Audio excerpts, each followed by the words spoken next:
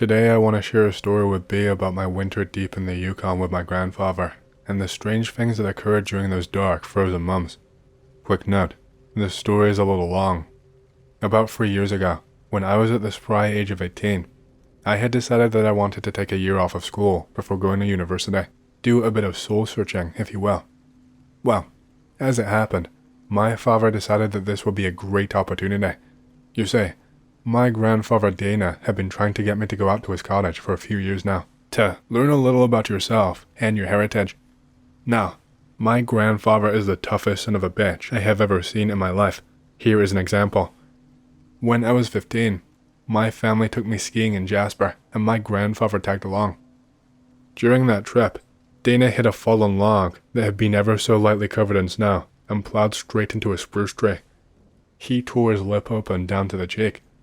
Once we caught up to him and started freaking out and talking of getting an ambulance, he just calmly stood up, told us, while his lip was hanging open enough to see his teeth, that he would be fine and was going to go back to the lodge to patch himself up. As it turned out, this involved him skiing all the way back, grabbing a sewing needle and some fishing line and stitching his own face back together in the bathroom mirror. An hour later he was back out on the slopes as though nothing had happened. He still has a vicious scar too. He is a born Swede, a massive guy, around 6'6", and pretty muscled, despite being in his 60s. He's a pretty quiet guy and rather eccentric. He lives on his own in the middle of a frozen hellscape, at a time in his life where most would be retired, so go figure. The main reason I had not gone with him sooner was because my mother was terrified of me going off to live with my crazy relative for any length of time, despite my father's assertion that I would be well taken care of and was old enough to fend for myself. This year was to be different though. Through some Herculean effort of coercion, likely involving the fact that I was moving out soon anyway, I was granted leave to go with him. My family lives in Alberta, and my grandfather off in the northwestern Yukon, past the Minto mine if anyone here knows the area. It was arranged for me to fly out and meet up with my grandfather, who would then drive us out to his home. After landing, I was greeted with the amusing sight of my grandfather standing about a foot above the rest of the crowd, staring forward and waiting for me. We had a quick greeting, and before long, had hopped in his truck and were making trail towards places where no roads go. We drove for a few hours, not much said between us, though that was pretty standard for him, and finally arrived at what appeared to be little more than a snowy plot near the tree line and away from the road. "So, where exactly is your cabin? I didn't see it on the way over," I asked him. He turned to me and smirked. "About 3 days of hiking, that way." He pointed into the trees, and so began day one of my adventure. Packs slung over my back and snow up to my calves, we began to walk. The first day went pretty normal. Something that was not going to last, let me tell you now. Along the way he would point out animal tracks and different plants, giving me the basic wilderness survival rundown. Now, I had been raised on a small acreage outside of that also small town of Athabasca, so I was no stranger to the wilderness. But even still, my grandfather's knowledge of the wild seemed near encyclopedic. Anyway, the first day came to a close as the sun hung low in the sky, and the snow glittered in the twilight. A beautiful vista, if I had ever seen one. We found a small outcropping and built a fire, set a can of beans and some vegetable to cook, and enjoyed the moment. I slept pretty soundly, given the -20-ish weather. On the eve of the second day, I was shaken awake and told to start walking. "We don't want to spend more nights out here than we have to. It's only going to get colder, and these woods are dangerous." Gathering up what I had, little more than a sleeping bag, clothes, some provisions, and 2 knives, we set off again. Now, let me tell you, there is nothing more tiring than pushing through snow up to your crotch in the middle of the woods for hours and hours. I like to think I'm in okay shape, but by the time we stopped for a break some 4 hours later, I was about ready to die. My grandfather, of course, seemed unfazed by it. It was around this time that I started to take note of a few things too. For anyone who has lived near or spent a lot of time in the woods, you know it's a pretty lively place. Lots of noise and things moving around. Not here. In the winter, everything is quiet and still. A strange feeling when you've heard all your life that if things go quiet in the forest, something bad is near. The uneasiness was offset somewhat by the fact that I was still trying to see to it that my lungs were going to explode, and my grandfather's calm, uncaring demeanor. Soon enough, we had set off again. A few more hours into walking, I noticed an old little cave down the hill that we were on. The opening had huge icicles hanging down the front, and a few bones could be seen scattered around the area. I turned to my grandfather and asked, pointing towards it, should we be worried about that? At that he stopped and looked at it for a few moments before he just continued walking, saying nonchalantly, no, long as we get a ways out before night, it won't matter. When we finally settled for that night, I was sure that I would be out before I hit the ground, but without so much as a glance I was told to wait. He was going to get firewood and start dinner. Sitting myself under a tree, I watched as he walked off, leaving me alone in the dwindling light of day. Sitting there, listening to the fading sound of my grandfather walking further and further away, I could not help but notice how strangely suffocating the woods were. Now, I had spent days camping before, sometimes with friends and other times alone, but this seemed different. Maybe it was the quiet, where the simple act of turning your head to the side seemed to echo through the trees. Maybe it was the way the evergreens, burdened with snow, seemed to blend into the growing gloom, forming strange and inky shapes in the dim light. Whatever it was, I started to get nervous, that kind of unease that comes when you feel like you are being watched, even though you think you're alone. Before my mind started to walk down those dark roads of thought, my grandfather came stomping back through the tree line, bundle of broken branches underneath his arm.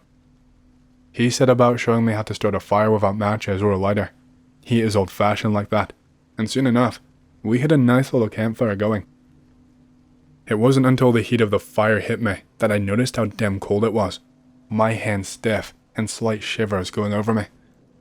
We should reach the cabin by about this time tomorrow if we keep up this pace. Before we go any further though, I want you to understand something. Things are different out here, and if I tell you to do something, I expect you to listen. Understood? I nodded, and told him my dad had given me the rundown before I left. Oh, how much did he tell you? Just to listen to whatever you said, and to stay safe, I replied, unsure of where he was going with this. Ah, alright then. He did not say anything for the rest of the night, and I was way too tired to ask.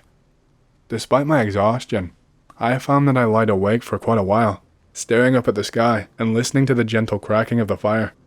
I don't really know why. I should have had no problem sleeping after that day of hiking, cold notwithstanding. But regardless, I found myself quite unable to drift off, even after the moon had risen and shone over the area. It was around then that I heard something in the forest, like a sort of a whispering. At first, I figured it was just the wind, but looking at the treetops, they were not moving at all. I listened harder, but could not make out what was being said. It was so faint. I sat up and looked around to see if something was there, or if maybe my grandfather had been mumbling in his sleep, but when I tried to listen in again, it was silent. I figured it was just something on the breeze and lay back again. Sleep came soon after.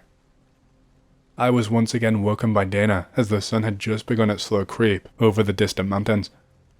As we were gathering up our equipment, he asked me if I had slept well. I told him that the cold would take a little getting used to, but otherwise it was fine. He just sort of looked at me for a moment before grunting and tying off his pack. Once more we set off, deeper into the wilderness. The third day went without incident. It was only after yet more hours of tedious and exhausting trailblazing that we finally came into view of my grandfather's home, built right up against a cliff face. No windows adorned it, just massive logs the whole way around.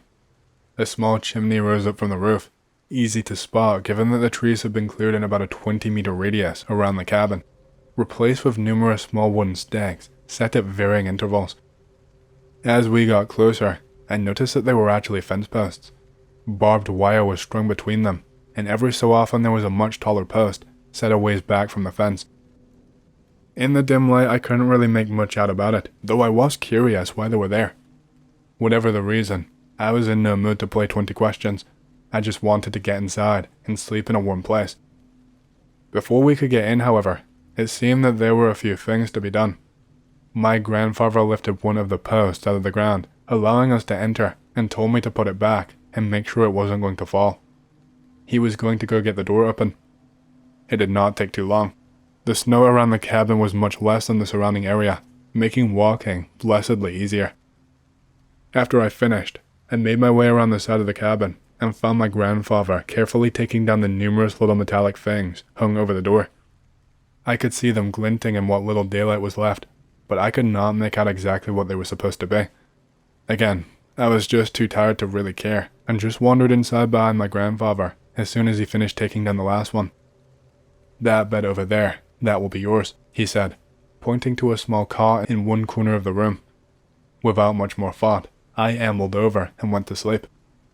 I really should have savored it more, as this was the last good night's rest I was going to have for a while. I woke up the next morning to a mostly dark room. A candle was set on the table in the middle of the cottage, giving enough light for me to figure out where the door was. Opening it and stepping outside, I was greeted to a bright, midday sun. Down the yard a ways I saw Dana finish clearing the excess snow from the plot of land. It was low enough that I could actually see the ground, and a few feet beyond the fence, the snow rose like a small wall all around us. The light, as well as something in the vein of 14 hours of sleep, allowed me to really take stock of the area around me. I could now see that the tall posts from the night before had been whittled down, so that only pale heartwood remained. Carved all over each of them were words, thousands of them, all tightly packed, and varying from neat to nigh indecipherable scratches. Reading through it, there really didn't seem to be a rhyme or reason to what was written down. Mostly it was just random words, mostly in Swedish, and a few in Norwegian. I'm not fluent, but I've picked up a little over the years. I guess Dana had noticed me staring, as he had begun walking over. "What are these supposed to be?" I gestured to the other posts of a similar nature around the yard. They were part of an ordvägg, or a word wall. It helps keep things calm at night. I wouldn't stare at them for too long though. Won't do your head much good. In case it wasn't already somewhat apparent, my grandfather was an odd sort. He never liked staying in towns or normal houses, and almost always carried these little runes and charms on strings. I always found it neat, and when I was younger, I would often ask what they meant, and I would listen to those stories for hours. My mother always had a problem with him visiting. I'd overheard her talking to my dad about allowing Dana to fill my head with crazy nonsense on more than one occasion, but he would often shrug it off and say something along the lines of, "It's good for him to learn a little bit about Dad's culture." The point is that it was only after I really started to get a look at the cabin and the ward wall that these things started to sink in. He was definitely a little odd at times. The first day we went out to chop a few trees down for firewood, and he would very specifically point out trees that we were going to cut, but only after pressing his ear to them and listening to see if it was unmarked. When I asked him what he meant by that, he said that some trees were special to the forest and that we should not touch them. Otherwise, the tomtenissar would get angry, and we really did not want that. For those who don't know, tomtenissar are part of Scandinavian folklore. They basically look like garden gnomes and act sort of like Santa Claus. At least that is how they are portrayed now. Growing up, my grandfather would tell me about these little monsters, about how they would chew open people's doors and windows in order to crawl into houses at night and whisper things to the sleeping person. The people would sometimes go crazy, wandering out into the woods or ranting in incoherent babble. Other times they would just be sort of different. Either way, they were freaky little bastards, but I stopped believing the stories around the same time I figured out Santa was bunk. Dana really isn't known for his sense of humor, so hearing him say that was more than a little strange. I sort of awkwardly laughed at it, and he looked at me and said, "Think I'm joking? Keep that up, and you will not be seeing summer." That shut me up pretty quick. I still didn't particularly buy the stories, but I still made sure not to tap the trees that he said were marked. We finished loading up the sleds we had brought with us, and at that point Dana said, "Let's go this way. I want to show you something before we get back." Following him, it seemed to me like we were making a wide arc instead of going straight back, but I was not going to argue. As we walked, I noticed that there were no animal tracks, as in, absolutely none. Even on the way to the cabin, I had at least picked up on a few prints from rabbits or moose and the like. When I asked why we had not come across any, despite being so far in the woods, I was told that they don't like it here. They know to stay a ways off. "Why is that?" I asked back. "These woods aren't safe for much of anyone after dark, least of all critters." After walking for a while longer, we reached a high at the edge of the section of forest that we were. Dana pointed out beyond the now sparse tree line. What lay past it was the vast snowy rises and falls of the untamed wild. Honestly, it was one of the most beautiful things I had ever seen. There was an overturned tree, and he motioned for me to sit on it. For a little while we just sat there, taking in the view until he sighed. Now, I know you are going to be new to all of this for a while, but I think you ought to know. Things are different out there. I need you to trust me when I tell you something, or else it could get both of us killed. Do you understand? I said I did. I figured he had taken my reaction to him talking about Tom Tenissar to heart.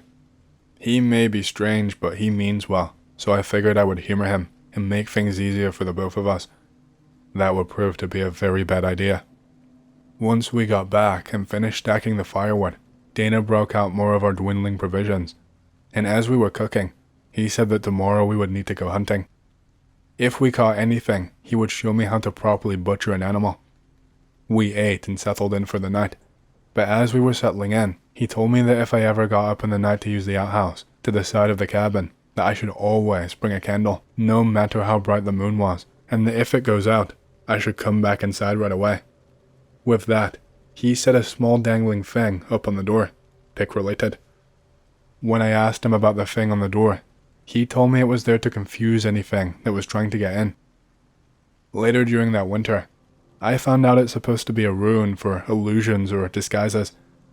I guess the idea is that it would help make it harder to tell what was inside of the cabin if something got inside the door. The next few days we went out hunting. For the first while we did not catch anything. It was not helped by how we needed to head a fair ways away from the cabin before we saw signs of animal life, and Dana always insisted that we be back before night fell. On top of that, he did not bring a gun ever, just a bow and some arrows. I know bow hunting is common enough practice, but given that bears roam these woods, I figured that it would be nice to have something with a little more stopping power. When I mentioned this to him, he said it would cause more trouble than it would prevent. Eventually, we actually managed to find and snag a buck. It was a nice one too. Enough meat that we would be alright for a while. We threw it on the sleigh and began dragging it back home. Yet more hours ticked away before we got back to the cabin, and something rather interesting was waiting for us there. Ravens. Normally, this wouldn't seem so strange, but when I hadn't seen signs of life, save the trees in this area for almost a week, it seemed a little off. Dana stiffened up when he noticed it too. When I asked him about it, he told me, "Drop the sled and come with me. We are going to need to butcher this fast." Not sure where this was going, but remembering our conversation from earlier, I figured it would be best to just go with it. We circled around the cabin, the raven sitting on the roof watching us the whole way. Lying in a small snowdrift in front of the door was a rabbit's head, just the head, cleanly severed. The snow was still a bright red, so it had to have been pretty fresh. There was also a little indent through the snow leading up to it. It made it look like it had been thrown over there. Well, it could be worse. We didn't really need the head anyway. When I asked him what he was talking about, he told me, "It's only right to return a gift with a gift. Take that inside and meet me near the butcher shed. It's a little ways off and past the wall, a couple feet off the tree line." That evening, we butchered the deer, and when we were done, my grandfather took the head, antlers and all, and walked out into the woods a short ways before gently setting it down and coming back. We brought the rest of the meat over to the cabin, and Dana took the rabbit's head off the table where I had placed it. That night, we had rabbit stew and potatoes. When I asked about why we were going to just eat something we found sitting there, he told me it would be rude to just throw it out, and it wasn't wise to insult the neighbors. "There were other people out here? I thought you lived alone." "Alone? No. I just don't live by people." "Who are your neighbors?" "I thought I already told you. The Tom Tenissar live here." I didn't really have a good response to that. The next morning, when we went out to check the fence, as was becoming routine, I walked out to see the spot he put the head down. There was nothing there, not even a bit of blood. The next few weeks went by in relative peace. We would collect firewood on every so often. We went ice fishing occasionally, and every morning we cleared snow away from the cabin. The temperature continued to drop as the winter solstice drew near, the already short days becoming a scant few hours of near perpetual twilight. You'd think it would get old seeing the same setting sun throughout most of the day, but you would be wrong. It managed to be breathtaking each and every time. I probably would have stood there staring at it all day if I wasn't being ushered along by Dana. Things probably would have continued much the same way if I had not fucked up one night. It was somewhere around mid-December. You start losing track of the days out there, especially when they are mostly night, and we were going ice fishing again. We set out early, as the sun was just barely peeking over the distant mountain range, and hiked for about an hour until we reached a small frozen-over lake. We set about like always, checking the ice's thickness and cutting a hold, etc. After only a few minutes into it, we heard the snapping and cracking of branches behind us. We both stopped and stared for a few moments before my grandfather said it was fine, though I could tell he was bothered. Every so often he would look back and scan around the trees. We were not having much luck with the fish, and we were about to call it in for the day when I got a tug on my line. I pulled up a big trout and thought that this was great. We hadn't had a fish in a while. When I turned to see if my grandfather had noticed, I saw him just sort of staring at it. A little confused, I gave it another look over and saw that it had a few huge gashes taken out of it, little indented lines cutting through the grey scales. Throw it back. This is not ours to take. Okay then. I was a little nervous at this. Although not too much had happened during my time here, I had at least managed to pick up that when Dana got weird like this, it was best not to argue. I threw the fish back in the pond, and we started making tracks back to the cabin. Along the way, I noticed that the trees near the lake, the ones that we heard the noise coming from, had huge cuts taken out of them. Not like an axe or a bear claws, more like numerous small chunks had been ripped out and thrown around. I asked what that was about, and Dana just started walking faster and said that we should not have come back here. It would not be safe. One of my more frequent chores was to go out to make sure the wood wall's posts were still secure in the ground. Of the many things that my grandfather was methodical about keeping just right, the wood wall came second only to our food stores. This mainly involved going out and giving them a solid shove. If there was any shift, I needed to hammer them in and pack the snow tighter around the bottom until I could no longer get it to move. Anyway, that night he insisted that we go over all of them again before going to sleep, and so we went out after finishing our deer. Mostly deer. You would be surprised how long a single deer can last. He took one end of the yard and I the other. It was getting blistering cold outside, where any bare skin started to sting. A cloud cover had swept over the land. There were no stars and no moon tonight, and the sun had dipped below the horizon, leaving everything in inky black and grey. It was quiet again, like on our hike up here, where every little movement you made sounded like an earthquake. A little ways off I could hear my grandfather working, the shifting of his coat and the snow being pressed underfoot. I was about 3 posts down when I found one that was a little loose, so I straightened it out and picked up the sledgehammer that we used for driving them back into the ground. As I lifted it up and got ready to bring it down on the post, cringing because I knew that in the suffocating silence of the forest this would be very loud. But as I was about to swing it, I heard something, like a quiet hissing mumble. Reflexively, I swung around while I was bringing the hammer down and hit the post with a glancing blow, knocking it off center. Spinning around, I tried to listen for it again, thinking maybe it was my imagination. The woods will often make you think you're hearing things that you are not. After a few seconds of nothing, and figuring that it was either just me imagining it or overhearing Dana saying something to himself, I turned to start fixing the post again. But just as I put my back to the trees, I heard it again. It seemed so quiet that I could not make out what was being said, but I am sure that it was someone whispering, quickly, and in a whistle-like tone. I really started to freak out now. I slowly began walking towards the cabin, my back to it in the cliff face as I scanned the trees, looking for where it was coming from. The noise did not seem like it had a direction to it. It was like it was everywhere at once, still quiet and indiscernible, but very much there. While in panic mode, combined with being tired and cold, I got it in my head that if I threw something into the woods, it might scare off whoever was there. Reaching the woodpile we had outside, I picked up a small log and threw it into the tree line and started shouting about how whoever was there needed to come out. My grandfather comes running over. "Dude, what the fuck are you doing?" I told him I heard someone talking nearby, and before he can say anything, the trees near where I threw the log start to shake, and I could hear snapping branches. "Get inside right now," he said, not taking his eyes off the trees. And so the two of us backpedaled into the cabin. By the time we closed the door, most of the trees had started shaking. The once oppressive stillness of the woods replaced with something akin to a hurricane. That night neither of us slept. We just sort of stared at the door, my grandfather holding his hunting knife. Throughout the night the sound did not die down. It was so loud and violent, I thought the trees must have snapped in half. Periodically, we heard things hitting the cabin wall, crunches and ripping noises from every direction. I told myself that it was just branches and the like hitting the wall, that it was just a bad storm. Around an hour before dawn, things started to settle down, and soon enough, my grandfather got up and went outside. I heard him start to swear and curse, so I hurried out after him and saw what had been done.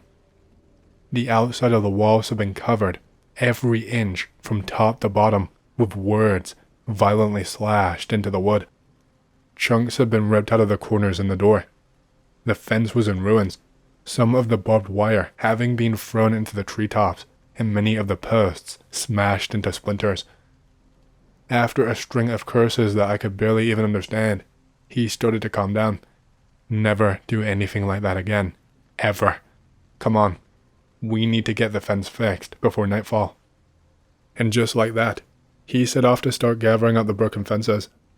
At this point, I had gone from thinking my grandfather was a little unhinged and had started taking his native folklore to heart, right up to thinking he was the sanest man on earth. I helped him pick up the scattered remains of the fence. Every so often, we would find little bits of fabric or hair stuck in the barbs. I did not want to ask why. We were making good time on having the barbed wire fixed, but I was still worried. Most of the posts that made up the wood wall had been broken or were missing. When I asked about this, he said that they won't like it, but hopefully they just did it as a warning. Tomorrow, we will go hunting and bring them back something, a thank you for not killing us last night. Just as the sun started to set again, at this point in the year, there was only about 6 hours of daylight, making it difficult to do much. We had managed to get the barbed wire back into a rough semicircle around the cabin. Given the damage that had been done the night before, I asked how much good the barbed wire actually was, and he told me that it didn't stop them, but it slowed them down, since their beards and hats would get tangled in it, and that they had a hard time getting free. I could not tell if that was a joke or not, but at this point, I was about ready to believe anything. Little did I know, I had not seen anything yet. The problem was that when the occurrences happened, it was almost December 21st, and that means that the cold was near unbearable. That, and there was so little daylight that by the time we got to the part of the wilds where animals roam normally, it was nearly time to begin to head back. The first day we went out and searched for signs of animals we could bag. We did not see so much as a squirrel. That night the wind was howling again. The creaking of the cabin would get to the point where I thought it would collapse on us, and all the while I would stare at the cracks between the log walls where the candlelight did not touch, and I could swear I saw things moving in the dark. When I finally did drift off to sleep, the last thing I heard was a quiet whispering, like I had heard before. The next few days were no better. Each time we would go deeper and deeper into the woods, usually in the direction of the distant mountains. We would be frozen stiff to where walking was a challenge for me.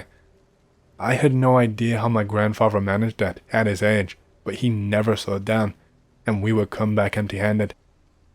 Each night the woods would be louder. The shadows in the cabin seemed to draw closer to the candle than the night prior, and the whispering seemed to get more intense as well. So much so that I started to make out words, though none of them were in English, and if they were Swedish, I could not understand what I was hearing. On the third night, I asked Dana if he could also hear it. He told me to try not to think about it. Each day was more overcast than the one that came before. The daylight was just a lighter shade of grey. It started to get to the point where our own food stores were getting low. Our need to find something became doubly desperate. It started to get worse by the 5th day. It started to snow. Not your simple puffy white snow that you see further south. No, this was big, heavy and wet flakes that seemed more like little snowballs landing everywhere. It clung to everything, weighing us and the trees down alike. All the while, as we walked in a misty forest where we could hardly see more than a few meters ahead, I kept swearing I could see things out there. Little shapes sitting on rocks and tree branches that would be there one moment and seem to disappear as soon as I looked directly at it. I asked my grandfather, and he told me not to acknowledge them, just keep moving. The longer the days went, the more of them I would see. It was on the 9th day of trying and failing at our hunts that we returned to a troubling sight. All along the tree line surrounding the cabin, a couple meters off the barbed wire fence, there were a number of large stones, big boulders that came up to my chest. Most were oddly shaped, where the tops curved off in a direction. They were all pointing to the cabin. They had been placed every few feet all along the tree line, almost like a fence of the forest zone. When we saw that, Dana stopped and said, "Pack your things. We are leaving at dawn." I was not going to argue. Even as we got past the fence and closed the door, I felt like we were still being watched from somewhere out in the snow. It was too dark to see any of the little shapes that had been following us whenever we went outside, but I knew they were there, hardly a moment when they weren't. We did not sleep long. Sometime in the middle of the night, between the howling winds and the biting cold, there was a deafening crash, and the door split down the middle, snow and frost flying in and blowing out the only candle before we even knew what happened. There was a scurrying noise, and after a few seconds, my grandfather had managed to light a little oil lantern that he had hanging by the wall. The table and pantries had been overturned. Everything not nailed down was ever broken or scattered around the room. I asked if we should leave right now. He told me that was what they wanted us to do, that we would wait until first light. It was the longest night of my life. We sat there shivering and staring at the broken door, the lantern's light just barely keeping the dark and who knows what else away. Several times I thought I saw something there, just outside the door, watching. When I saw the horizon getting brighter, it was like waking from a nightmare, only this one was not quite over. We grabbed whatever had not been broken and made for civilization. The snow had stopped, but the clouds still hung heavy above us. It would be 3 days until we got to the truck. We moved as fast as we could. The snow was so deep and clingy that we had to stop every kilometer or so just to wipe it off. It weighed us down more than our packs did. I don't know how far we traveled. I know we did not stop, and I don't think we ate until it started getting dark. Dana said to get as much firewood as I could find. We were going to need a big fire. What about the marked trees? I said to him. I still was not sure if things could get worse. Fuck them. They are already pissed. It won't matter much now. That night we had a massive bonfire going. I bet you could see it from one of the mountains, it was so bright. Even so, we could hear them out there. The whispers never stopped. Every now and then a branch or rock would come flying out at us, or the fire. It did not make for a restful night. Around an hour before dawn, the snow started again. The second day was the worst yet. With the snow back, the little fucks got brave and started coming in close. Every now and then we would get hit with something that fell from the tree branches, or a tree along our path would fall down and make it harder to progress. We did not walk, we ran through those woods. I did not think I could run so far, but I don't remember either of us stopping. We just managed to stumble into a little clearing as the light was fading again. We hurried and grabbed whatever wood we could find and tried to start the fire. The wood was wet and uncooperative, and the shadows started to close in. We could see the little moving figures at the edge of our vision again. I guess Dana was getting to his wit's end, because he grabbed the little oil lantern and broke it open, pouring the oil across the logs and lit it up with the lantern sparker. The shadows retreated for a moment, and I think the little monsters were hissing at us. We were left mostly alone that night. Hell if I know why. Maybe even they need to rest sometime. The snow had not quit yet, so by the time we woke up we were mostly covered. We set out before the sun rose. I think Dana did not trust us to make the rest of the way in only a few hours of light. The trail was a fucking mess. Trees and rocks littered the animal trails, and the bush was so thick with evergreens that it was no better. It was slow going, and of course, we were still being followed.